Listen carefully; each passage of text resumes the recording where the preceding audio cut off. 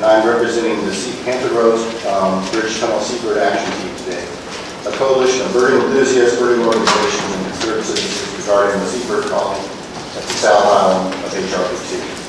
The colony is not just the most significant breeding ground for the number of species of seabird, but it is the most significant breeding ground in the Mid-Atlantic region for two imperiled species, the sandwich and royal terns, and one endangered species, the gull-billed tern. Secretary Valentine, as you noted in your January meeting, this issue is not new to this body, or at least not to you. You and the Commissioner inherited this issue when you came into office 2 years ago. The original environmental studies of the HRBT Third Crossing Project fully recognize the significance and environmental importance of the bird colony on the South Island. In December of 2017, the Trump administration issued a broad environmental policy that, in effect, stated that the destruction of the colony would be considered incidental to construction activities associated with the third crossing. For members of this body, you need to know that in October of 2018 and again in March of 2019, your sister gubernatorially appointed agency, the Board of Game and Inland Fisheries, unanimously sent resolutions of concern regarding the impending loss of the colony to the Secretaries of Transportation and Natural Resources. Yes, this issue is not new. What is new is the governor's intervention. We are grateful to Governor Northam, Secretary Strickler, and Secretary Valentine for their leadership on this issue. We need to remember, however, that the pledge to restore the pre-Trumpian environmental policies to regulation, by regulation, is indeed a very monumental announcement. We are, however, in an election year. The governor has made his wishes known.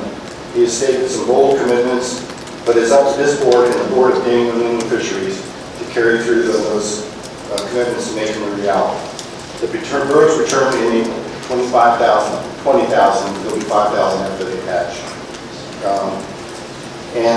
We urge you as a board to take the steps necessary that you feel appropriate to ensure the governor's commitment become a reality. As you are aware, much of the burden of keeping the governor's commitments will fall on your sister agency, the Department of Game and Fisheries. But let's put some perspective on this. DGIF's budget is $62 million a year. VDOT's budget is $6.5 billion a year. VDOT is 105 times larger than the Department of Game and Inland Fisheries. DGIF cannot carry through on the governor's commitment without the full partnership and resources that VDOT brings to the table. We urge this board to make a commitment to be a full partner in that initiative.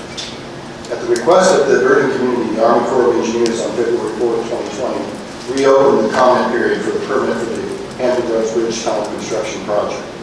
That action was based upon the significant revision to the permit application that VDOT filed on December 23, 2019. The comment period ends tomorrow, February 20th. Many people in this room have filed comments. In our comments to the Army Corps of Engineers, we will be asking for three things.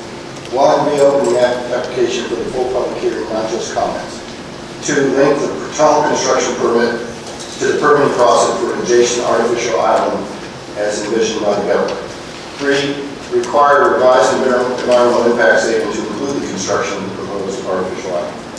We hope that you will see these comments to be as helpful to expediting and fulfilling the governor's proposal as we do, not as a hindrance to the timely completion of the third crossing.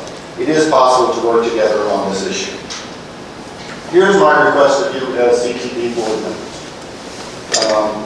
Refer the issue to the Environmental Committee for review and recommendation on actions as you see necessary to see the governor's vision carried out. We ask four things. One, that the Commonwealth Transportation Environmental Subcommittee create an action plan to guide the implementation of the governor's directives. Two, that a system of monitoring the progress of the governor's pronouncements be established with regular updates be provided to this full board and to the public. Three, that improved accountability and transparency become a hallmark of this initiative. I know Secretary Valentine said something about it. And four, that the CTP Environmental Committee hold a joint meeting with the DGIF Habitat Committee to establish communication linkages will be necessary for a full understanding of perspectives on this issue. I wish to close by saying that none of us here in the birding community wish to see the construction of the tunnel delayed or stopped. This issue can indeed become a model for environmental stewardship, but it will take much work on the details. Your oversight as the CTP board members is critical to the governor's commitment, making the governor's commitments a reality. Thank you very much for your time.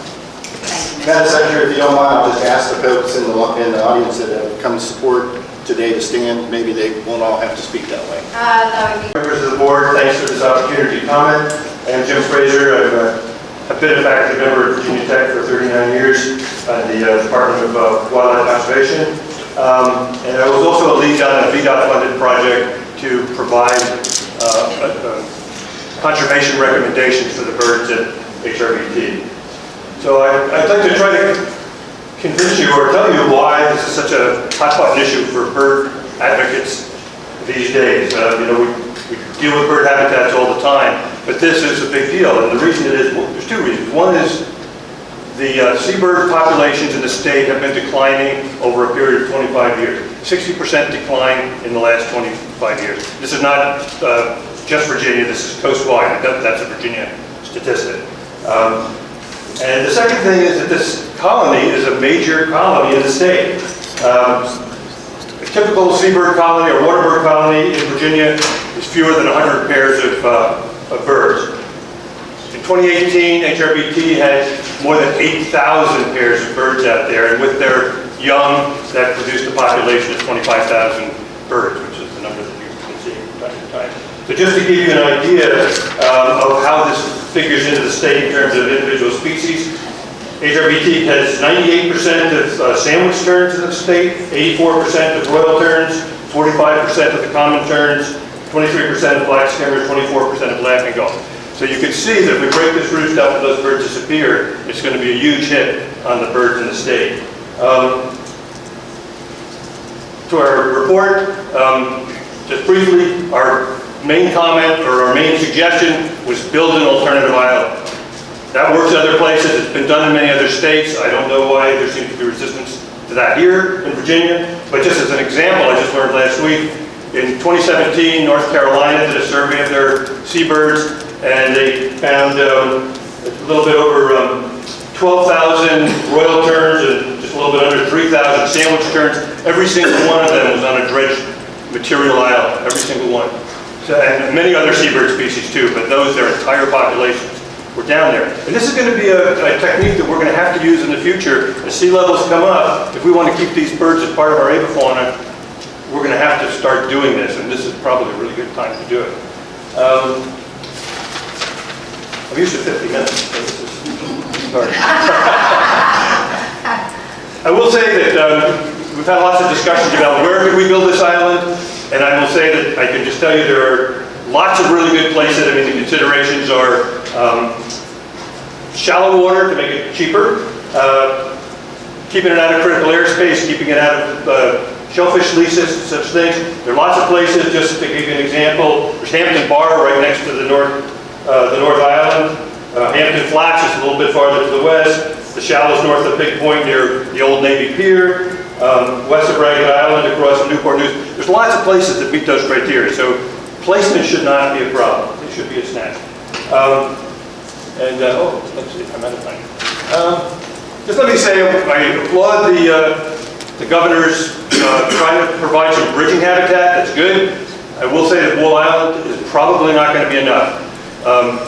We had those seabirds occupy 6 acres. The flat space on Wool Island, those of you who don't know it, there's mostly occupied by an old fort, but the flat space is about 1.2 acres. So I don't know that that's going to do it in its entirety. And since I'm out of time, I'll stop. But thank you so much. Thank you, Mr. Craig. And Commissioner Bridge, I'm Terry Cusel, and I am an officer on the board of the Virginia Society of Ornithology. When I spoke with you in January, I asked that a well-defined plan be created to manage, protect, and sustain the migratory seabirds on the South Island of HRBT. And we are very happy that the Governor Northam has intervened and outlined a solution. However, as you've heard this morning, there are some significant barriers to a successful outcome in the proposed assortment of measures to protect the birds who will be back in Hampton Roads within 6 weeks. I'm concerned about a number of issues. Can moving the birds to a location where extermination of pests must be undertaken be done successfully without harming the birds in such a short period of time? Will the state be able to acquire, anchor enough barges in Hampton Roads Harbor to accommodate the whole colony of birds? And is this body committed to humane management of the birds who will attempt to to nest on the South Island. What are the specific elements of this plan? We are hoping for success, but there is a lot that we don't yet know. It appears from the schedule shown on the recent Norfolk City Council update that you expect permitting for the expansion project to be complete in October 2020, pushing the start date from early May to October 2020. And although VDOT's schedule on the Jordan application has not been updated, as I could find, from December 2019, it appears that by moving this date back, clearance has been provided to allow the birds to nest on the South Island for the 2020 season. In any case, since scientists have questions about Fort Wolf and the barge habitat and may not be sufficient, I respectfully request that this board offer the north end and part of the west side of the South Island for re-graveling and nesting until the birds leave in August 2020. Also, island building must be underway immediately in order to be prepared for the 2021 nesting season. The governor's plan leaves much open to discussion regarding where the island will be located, how it will be funded, and how to fast-track the project. Waiting years to create a habitat is likely to cause substantial disruption of Virginia seabird populations. We can't assume that under prolonged habitat stresses, the population will be able to recover, and this could lead to one of the most devastating yet avoidable single loss of such a critical Virginia habitat in recent memory. Creation of an island habitat is an issue that we still have time to get right. Questions of planning, funding, permitting, and timing must be resolved with haste. We advocate timely accomplishment by tying this new habitat to the Hampton Roads Bridge Tunnel expansion project. Thank you for your efforts to provide oversight to protect this important seabird colony. Thank you. Thank you. Thank you for coming back. Members of the Commonwealth Transportation Board, Members of the Commonwealth Transportation Board, Secretary Valentine and Commissioner Bridge, good morning. My name is Laura Greenlee. When we were here 1 month ago to address the looming crisis of Virginia's largest seabird colony, displaced by the HRBT expansion project, we were assured that there really wasn't a crisis at all. VDOT had it in hand all along. But if that were the case, we wouldn't need to be here today. And if that were the case, VDOT already would have gravelled and sanded a portion of South Island or prepared other substitute nesting ground for the birds' imminent return. If that were the case, the actual work of creating new permanent habitat would be underway. Last month, Secretary Valentine praised the Environmental Committee as the ideal place to address issues such as the HRBT colony, promised us that VDOT would provide us with current updates, and directed us to the CTP website as a means of staying informed about meetings. But in the intervening weeks, I don't believe we've received any new information from VDOT. The agenda for today's meeting was not online until this past Friday afternoon. At the same time, the governor's office released the Secretary of Natural Resources plan to protect migratory birds. The CTV agenda did not include a meeting of the Environmental Committee or an agenda item dedicated to the seabird colony.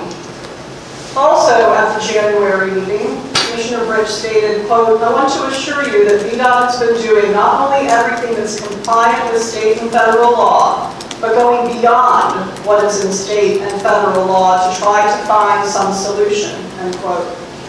A later written statement provided to those making inquiries to VDOT about the seabird colony ends with, quote, "Please note that the Commonwealth will work towards the best result possible for the birds and bird habitat in the Hampton Roads region," end quote. Presumably, VDOT has determined conservation measures to be impossible, because the same statement earlier asserts that VDOT ruled out all of the mitigation options their own Virginia Tech researchers presented to them as unsuitable or unlikely to be formidable, among other reasons. VDOT has not, to my knowledge, provided a fully transparent, in-depth explanation of how they came to these conclusions, including a definition of and criteria for suitability. I appreciate the Northam administration's forthright commitment to protecting migratory birds. It is unequivocally a step in the right direction. But in a matter of weeks, thousands of skimmers, terns, and gulls are going to return to Hampton Roads to attempt to nest on South Island. Responsibility for their fate rests with VDOT. The nearly $4 billion expansion is VDOT's project and has been since its earliest stages of development 20 years ago, and VDOT is responsible for its consequences. There have been too many promises and assurances and too much equivocation. Certainty and verification are long overdue. Members of the board, I ask that you hold VDOT to its own high standards of accountability and transparency. And I would also, I had been asked by Jessica Sims of the Virginia chapter of the Sierra Club, she had to step away, that the Virginia chapter of the Sierra Club endorses our recommendations to you today. Thank you. Good afternoon, all right? I was going to say good I morning. know, it's 12:05. I just checked. Okay, well, good afternoon, Secretary Valentine and Commissioner Rich and the members of the board. My name is Roberta Kellum. I spoke with you before. I'm from Brighton, Virginia. I hope that each of you received an email from me this morning with attachments. It was a copy of a letter that I wrote, as well as the relevant portions of the design build contract for the Hampton Roads Bridge Tunnel, copies of 2 resolutions of the Virginia DGIF Board related to saving the birds at the HRBT, and 2 draft resolutions for this board's consideration.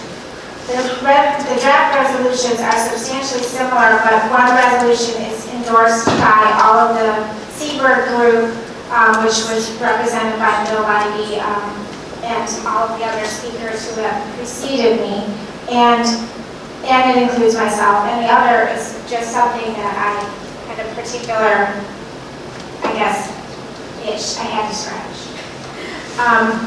So with that, I am grateful that the governor has sent a clear message that Virginia's migratory birds do matter, and it says a lot that the governor had to get involved in this issue. I am hopeful that VDOT, the board, and the design builder can appreciate that just like the HRBT itself is owned by the citizens of Virginia, so too are the birds that reside on the South Island. It is clear from the governor's announcement that the bird management plan leaves open the opportunity for VDOT's design builder to kill birds, destroy nests, and utilize any number of harmful tactics to eradicate the bird colony from the South Island. I remain very concerned about the lack of clarity and transparency as to how the birds at the South Island will be protected this year and how VDOT and DGIF will accomplish the relocation of a bird colony of this size. Our group developed a resolution for the board consideration that would support the governor's announcement and fully authorize VDOT to participate in carrying out the governor's goals as described by Mr. Lighty. A resolution from this board would help to support the transparency and oversight that the public has requested. In addition, I proposed an alternative resolution that would also provide the board's authorization to VDOT to limit the authority of the design builder to haze birds at South Island. Hazing is not defined in the contract, and that has led to confusion about the scope and responsibilities. Also, contracting out the management of Virginia's natural resources to the lowest bidder seems to stretch VDOT's authority into DGIF territory and limit the public's ability to obtain information through the Freedom of Information Act. In closing, I think we all want the same thing here, which is to reduce the need for me and all of us to travel to Richmond and come before this board anymore. But actions speak louder than words. Saving these birds are very important to me, and I want my grandchildren to be able to enjoy all the natural resources of the day, just like we have all of our lives. Thank you very much. Thank you. Good afternoon, everyone. My name is Kim Harrell. I was born in Richmond, Virginia, and have lived here all my life. I'm a board member of Richmond Audubon Society. I'm going to take a little bit different tack today and talk about just about the value, the economy of birds in Virginia, but through my personal experience. A few years ago, I made Virginia's wildlife my mission for that year, traveling throughout the state. I took my kayak in lakes, rivers, marshes, the Chesapeake Bay, the Atlantic Ocean. I went on many small boat trips. For 3 of those, I hired the whole boat and its captain. I also survived 4 offshore Gulf Stream trips in all seasons. For 2 of those, I chartered the entire boat and its crew. If you call your financial advisor and ask if you can please have some money to go charter a deep-sea fishing boat, it helps if he really likes fishing. In that year, I crossed the Chesapeake Bay Bridge tunnel at least 54 times and the HRBT at least 60.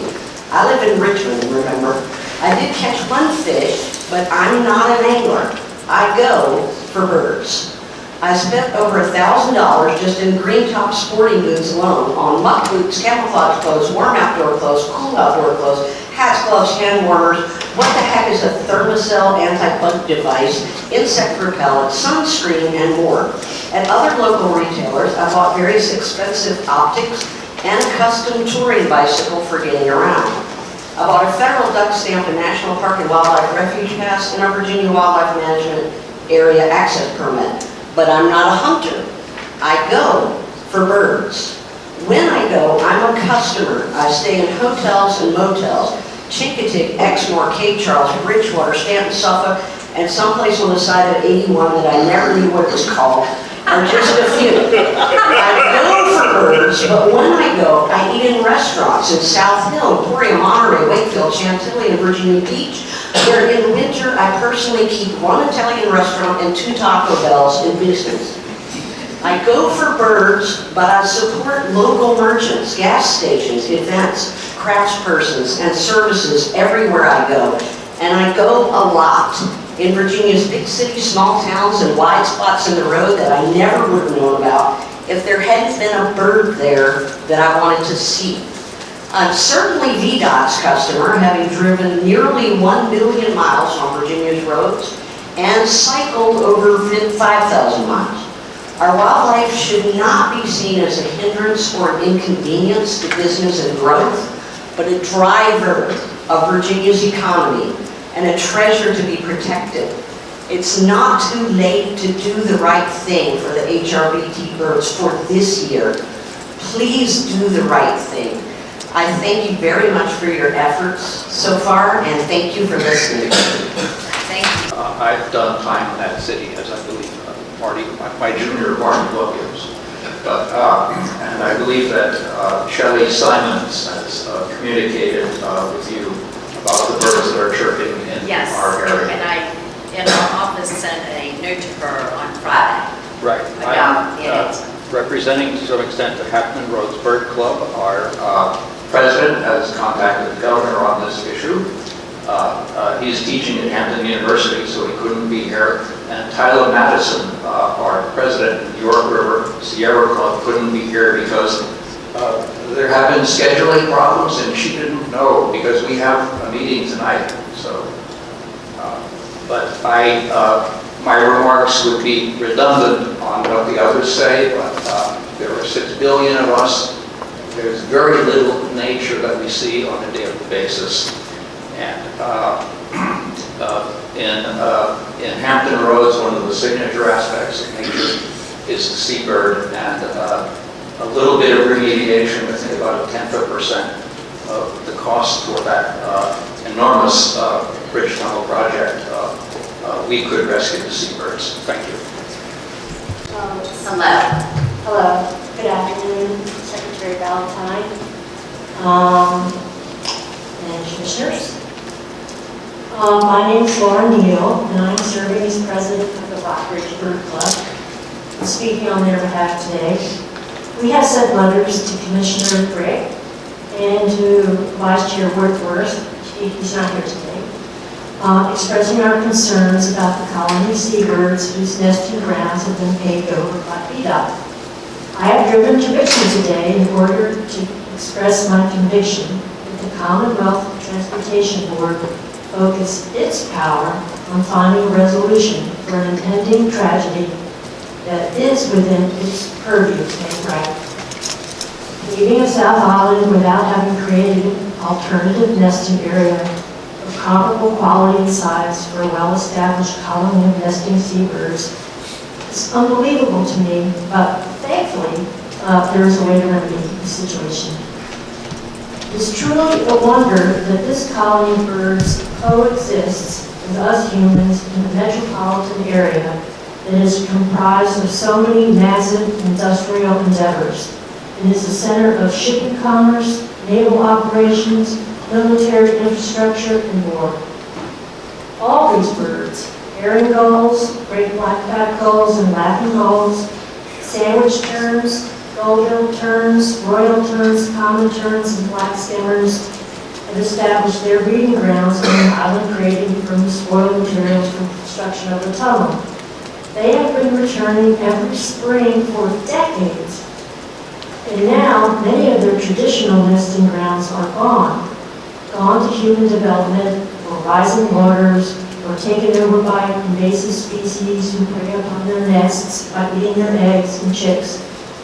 This island is so critical for these birds that their existence may depend on your decision to provide an alternative. It is my fervent wish that you take action now and return portions of South Island to the returning birds, and that a new island be constructed as part of the tunnel expansion project.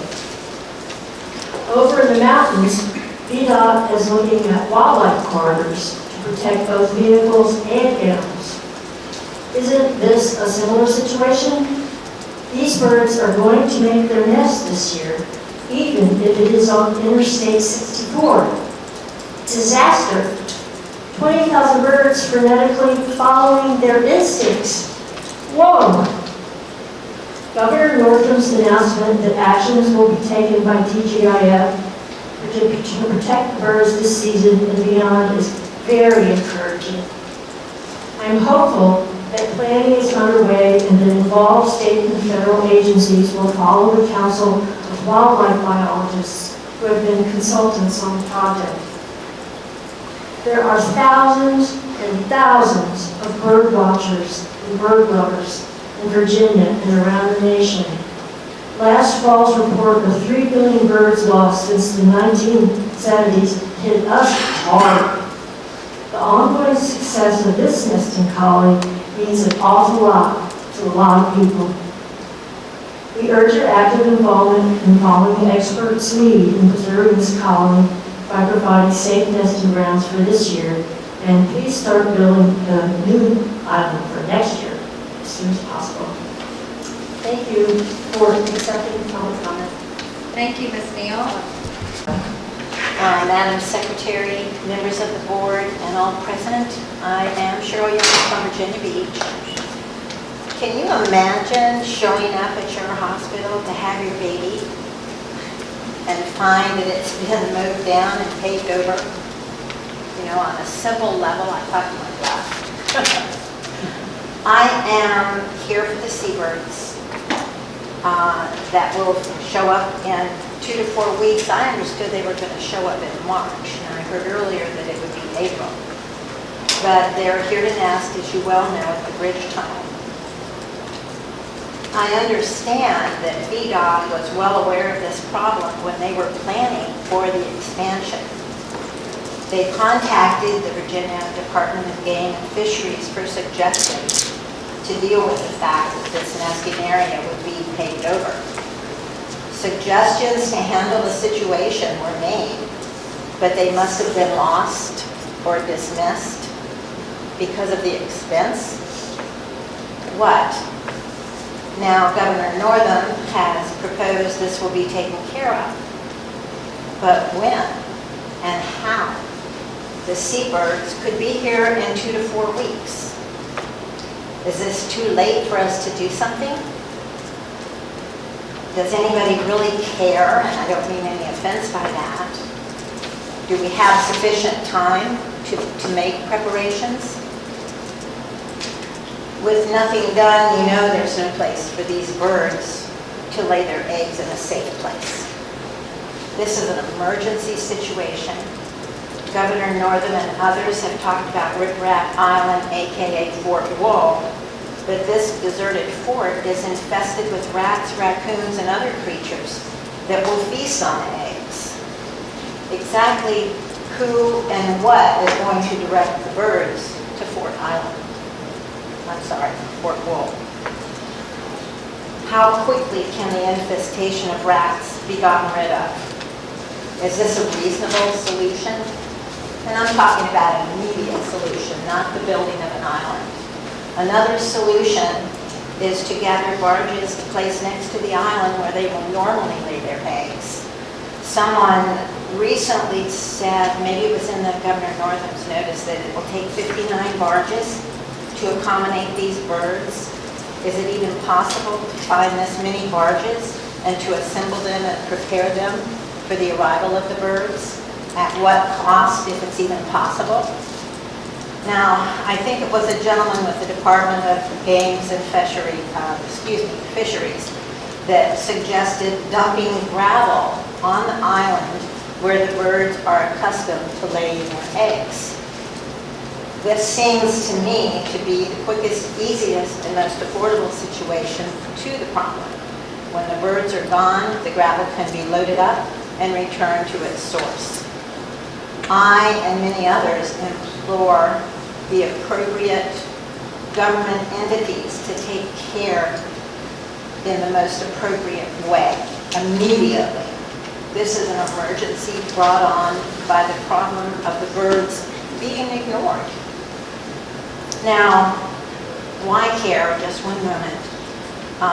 Why spend the money to provide the birds their nest area? We are ignoring the loss of habitat for our wildlife. Every day we mow down trees, we lay paved roads, parking lots, we build houses, office buildings, shopping malls. Eventually, we will lose our wildlife altogether if we don't start doing something to protect it now. Thank you. Thank you. Pretty loud. My name is Barbara Slatcher. I live in Richmond and I'm a corporate marketer. I've been on the marketing board for 9 years. I help the Center for Conservation Biology with marketing and strategy and outreach. I'm a master naturalist and a wildlife rehabber. Today I'm representing myself and wildlife in Virginia. I'm completely astonished at what's happened with the waterbird colony at the Hampton Bridge Tunnel, and that VDOT felt it was okay to pave over the largest waterbird colony in the Mid-Atlantic.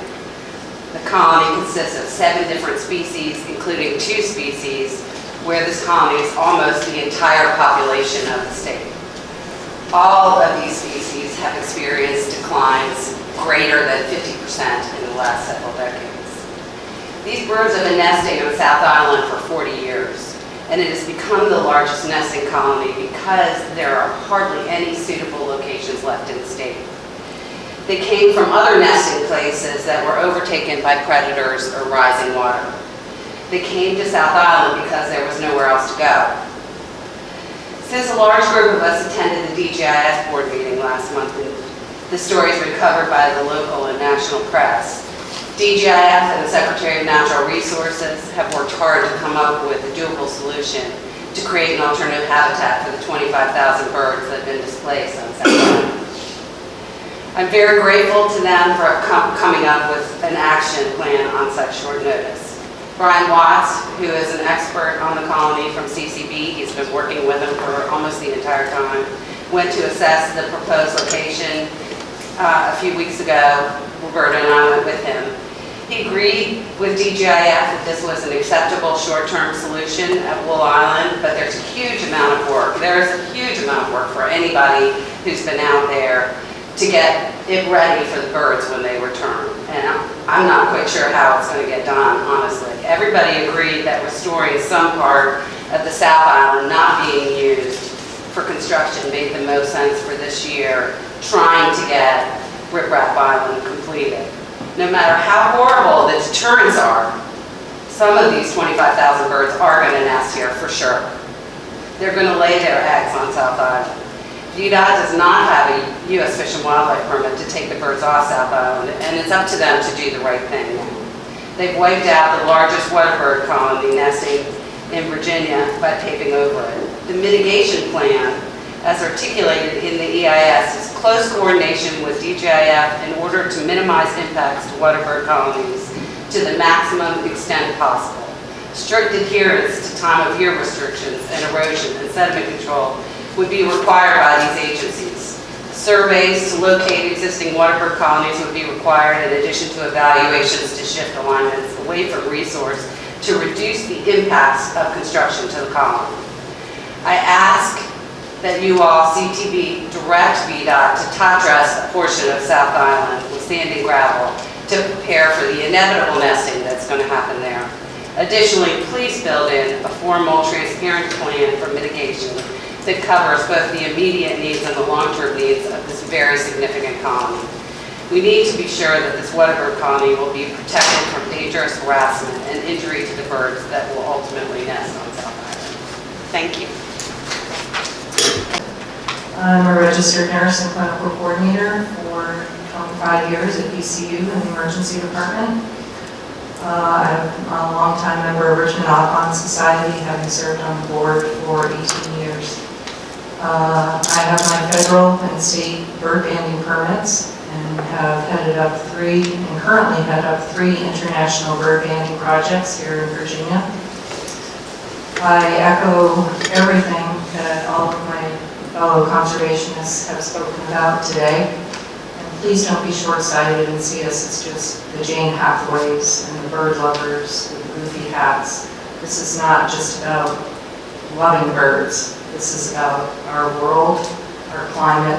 It's disappearing in front of us. I just came back from the Outer Banks this weekend. We're all yelling green. We want green power. We want green everything. And as I drove by acres and acres of solar panels, looking at the destruction of all the habitat underneath, yes, maybe it's generating a few megawatts, but it's doing, in my humble opinion, more destruction to our habitat. I am not a scientist. I don't know the solution to the Hampton Roads Bridge Tunnel catastrophe, but I do know that we need to fix it. And I know that Virginia can rise above, and we can do this. Oklahoma is doing this right now in a river. The river in Oklahoma is not the Hampton Roads, but it is a solution, and they are saving lease terms out there, and we can do this. How many of us here have been alive since 1970? If you've been alive since 1970, 1 in 4 birds that you had seen is now gone. We've lost 3 billion birds since 1970. Each and every bird has an effect on our lives. We're all connected. Every minute organism is connected. As a bird bander, I can tell you that birds that I banded back in 2007, we are not hearing in the trees anymore. And this is not somewhere off in Ecuador or Peru. This is in Chester. This is in Powhatan. This is in Highland County. These are intangible places in our lives that we drive by, where we recreate. We can fix this. Ironically, when I work over at BCU, I have saved many a migratory bird that has hit the skyscraper and landed on the pavement, brought it into the ER. We have done bird CPR, we have warmed it up, we have given it a little Gatorade, we have brought it back. We can do this. I would like to leave you with my most favorite nature and conservation quote. In the end, we will conserve only what we love. We will love only what we understand. We will understand only what we are taught. We can do this. I thank you for your time. I appreciate it. Thank you so much. That was a wonderful perspective, so thank you. Thank you.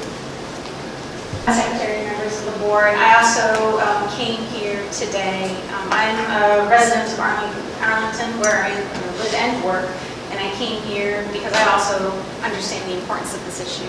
And I respectfully request that you also support the idea of providing an adequate amount of islands for these birds, and that you work with DGIF and also support them through funding transparently. Because again, DGIF, they have a smaller funding source, and they really, and we as residents really depend on you to move forward with these actions to solve this, as we just so eloquently said.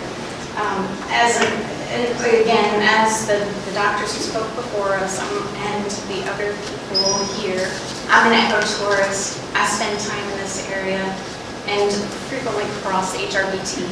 And so there are residents all throughout the state who care about this issue that can't be here today. So again, please take these comments here today to heart and understand that we really do respect your movement on this issue, just with governors plus. So thank you. Thank you so much. I'm Elizabeth Wilkins. I live in Yorktown. I'm a biologist and proud bird enthusiast. That's a better term. While I wholeheartedly commend the recent actions of the governor to protect migratory birds, following the disastrous rollbacks by the Trump administration, I'm afraid that the urgent need to provide nest sites for thousands of seabirds in this 2020 breeding season remains largely unresolved. It seems to me that the adjacent Fort Wolf Island simply cannot be transformed into suitable habitat by late March or early April, just around the corner. By its failure to follow the recommendations proposed by its own study, VDOT has thereby critically threatened the nesting success of these important birds, and as such has a responsibility to provide habitat for them this season and into the future. It seems that since the staging area, the expansion staging area, will not be needed until well into the fall, the South Island could be prepared and resurfaced more readily than the much smaller adjacent island. I urge you to take this action as soon as possible and to inform citizens of your decisions and progress as this project moves forward. Thank you for this opportunity. Thank you so much. Kate McIntyre. Not here to speak on the issue of the previous, but I did want to bring your attention to an action that you'll be asked to take later this afternoon. My name is Kate McIntyre, and I'm with the Northern Virginia Transportation Commission. And I'm here really to urge your support of changes to an amended memorandum of agreement related to the Transform 66 program. What I wanted to convey to you is the Commission and MVTC, representing the cities and counties in Northern Virginia, unanimously supported the amendment to this agreement. And what that agreement will do, as amended, will allow for a portion of the revenues from I-66 inside the Beltway to be used for some major capital projects, including the Long Bridge. In exchange for that, the Commission does get an allocation, an annual allocation that will allow for continuation of our commuter choice program. That's something that I've brought to this board for the past 3 years and sought your support for very important projects that are serving folks in the corridor. So I just wanted to pass along to you the consideration of the Commission. They found that support for the Long Bridge was a key part of moving people. I-66 inside the Beltway that is served by the Virginia Railway Express. They're moving 10,000 people every day along that corridor into Washington, D.C. So I urge your support for the amendment. Thank you. Thank you so much.